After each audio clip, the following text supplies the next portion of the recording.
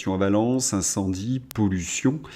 Les écolos sont-ils responsables de l'ampleur des catastrophes? Oui, la question se pose. La première fois que j'ai vraiment pris conscience de cela, c'était quand je suis arrivé en Australie en 2019. L'Australie était frappée par de terribles incendies, comme il n'y en avait jamais eu. Quels étaient les responsables? Eh bien, selon les pompiers, c'était les écologistes. Pour quelle raison? Le nom de réduction des risques. Le carburant représente le danger. Alors c'est le carburant dans une forêt, c'est-à-dire le sous-bois qui évidemment s'enflamme très rapidement lors d'un incendie. Le carburant représente le danger. Il s'agit donc de réduire cette charge de carburant pour diminuer l'intensité d'un incendie de forêt ultérieur. Les méthodes comprennent le brûlage dirigé, où les autorités identifient des zones à risque à proximité des développements, ou dans les zones connues pour être des sites où de grands incendies se déclenchent, et réduisent la charge avec un brûlage contrôlé. Dans certaines zones, la réduction des risques est réalisée en supprimant les arbres et la végétation. Une autre méthode consiste à créer des coupe-feux, également appelés coupe-feux, où les arbres sont coupés pour empêcher la propagation d'un incendie afin de protéger les aménagements et les infrastructures. Cela fait également régulièrement autour des lignes électriques. Ce sont des activités comme celle-ci qui, selon Joyce, sont réprimées, voire interdites par les Verts. Il faut également ajouter que les Verts ont bloqué les accès dans les forêts pour empêcher les véhicules de circuler.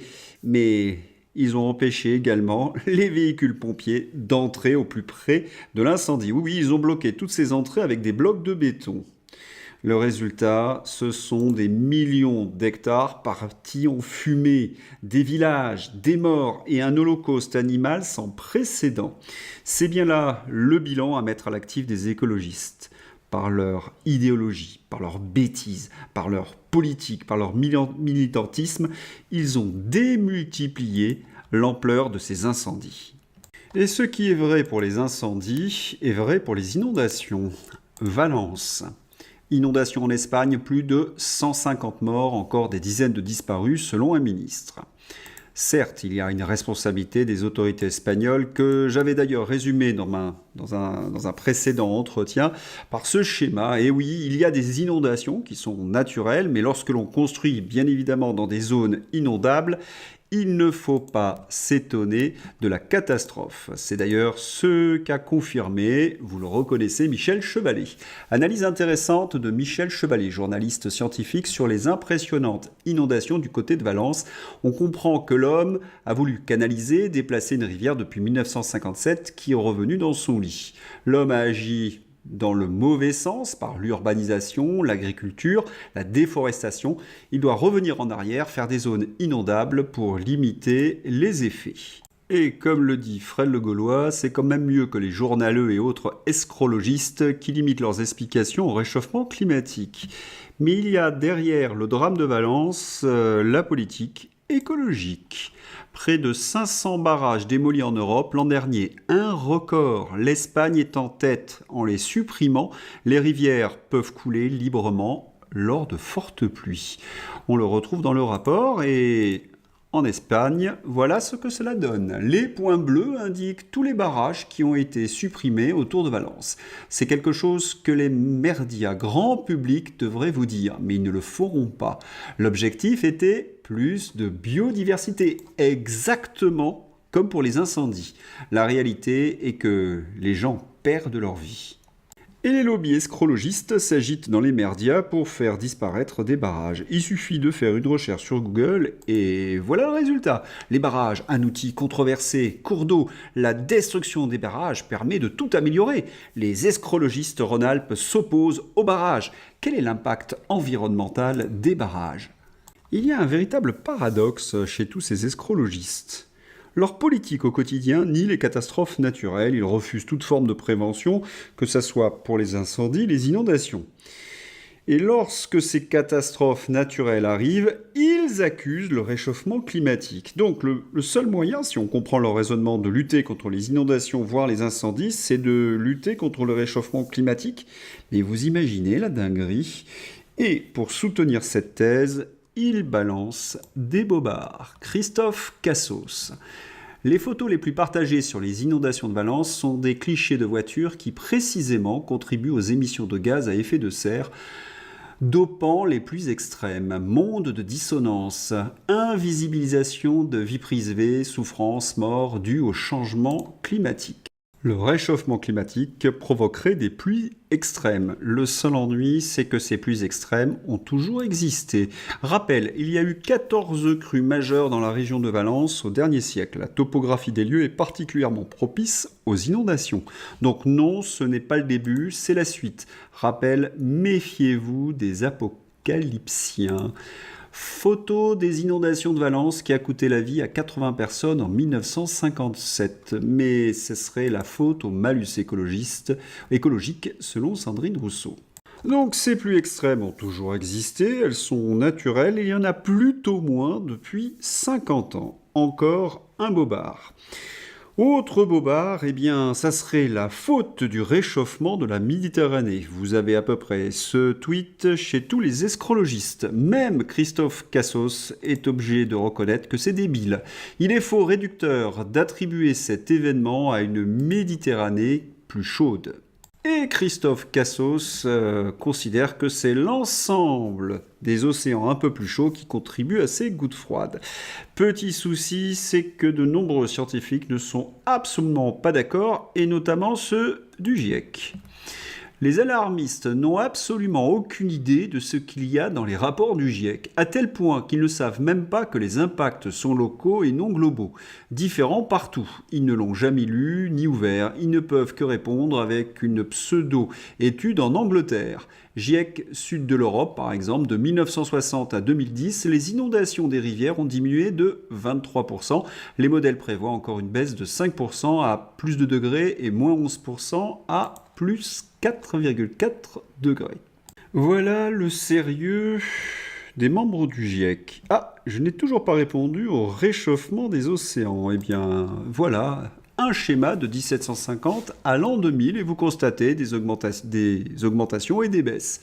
Température de surface de l'océan, golfe du Mexique, Nord Yucatan, reconstruction à partir des coraux 1723-2008, rien à signaler. Les variations avant 1960 seraient 100% naturelles et la dernière petite montée 100% andropique. Mais qui peut croire cela ? Les écolos accusent le réchauffement climatique lorsqu'il y a une catastrophe naturelle. Eh bien, c'est un moyen qu'ils ont trouvé pour détourner l'opinion de leur responsabilité dans ces lourds bilans. Et pour défendre leur thèse, c'est bobard sur bobard. Il faudra qu'ils fassent attention parce que, comme en Australie, certains sont en train d'expliquer leurs responsabilités. Espagne, le gouvernement Sanchez a annoncé l'allocation de 2,5 milliards d'euros d'ici 2030 pour la démolition de barrages. Pour lutter contre les incendies et les inondations, il y a des techniques qui nous viennent du passé et qui ont été évidemment améliorées au fil du temps. Et cela permet donc de lutter contre l'ampleur de ces catastrophes. Les écologistes, par leurs bêtises, leur dogmatisme, ils ont toujours une bonne raison, vous le savez, font en sorte que l'on oublie les leçons du passé et le bilan s'alourdit à chaque incendie, à chaque inondation. Le dossier, les écologistes et la pollution. Alors là, ils font très fort puisqu'ils choisissent des techniques qui ne permettent pas de lutter contre le bilan carbone.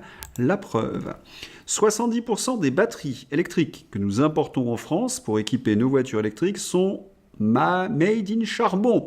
40% depuis la Chine, 30% depuis la Pologne. L'hypocrisie est à son paroxysme. Et c'est à peu près la même histoire pour les éoliennes et les panneaux solaires. Il faut en tirer les conséquences. Éoliennes et panneaux solaires sont très gourmands en métaux et matériaux miniers, particulièrement polluants à extraire. Métaux, l'inquiétant épuisement des ressources pour la transition énergétique. Économie, environnement, emploi, la grande entourloupe des éoliennes. Beaucoup leur reprochent de saccager le paysage ou de tuer les oiseaux. Mais le vrai défaut de ces géantes, blanches et ailleurs, elles n'ont aucune utilité environnementale ou économique. Et voici la démonstration. Et elle est résumée par Fabien Bouglet.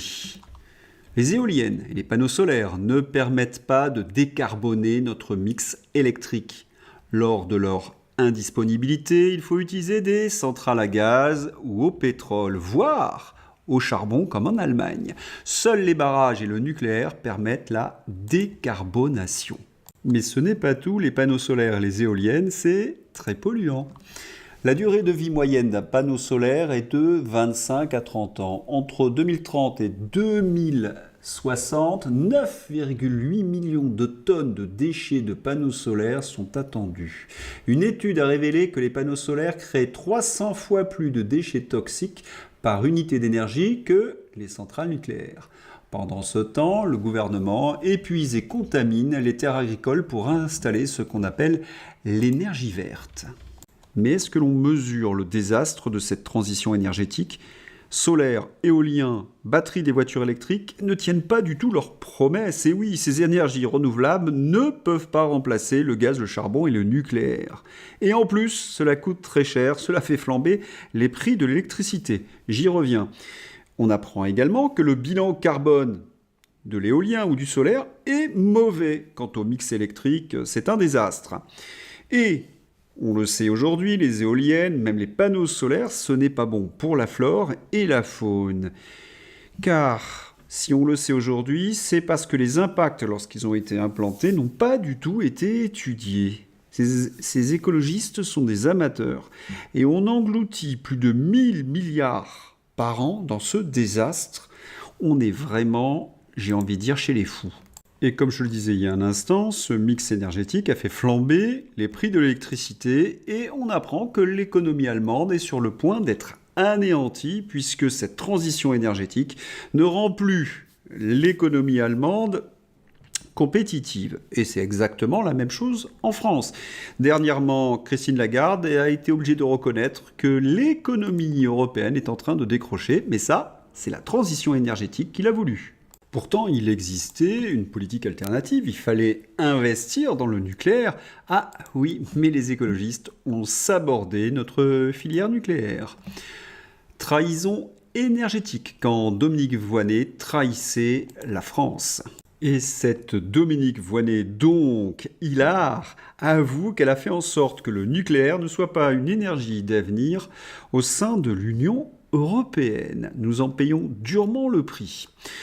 Petit bilan donc de cette vidéo, incendie, pollution, inondation, faillite, Green Deal. La responsabilité dans le désastre européen est écrasante. Et sur le plan local, allez, quelques villes tenues par les escrologistes. Grenoble, Poitiers, Bordeaux, Paris. Oui, les écologistes, c'est l'enfer sur Terre.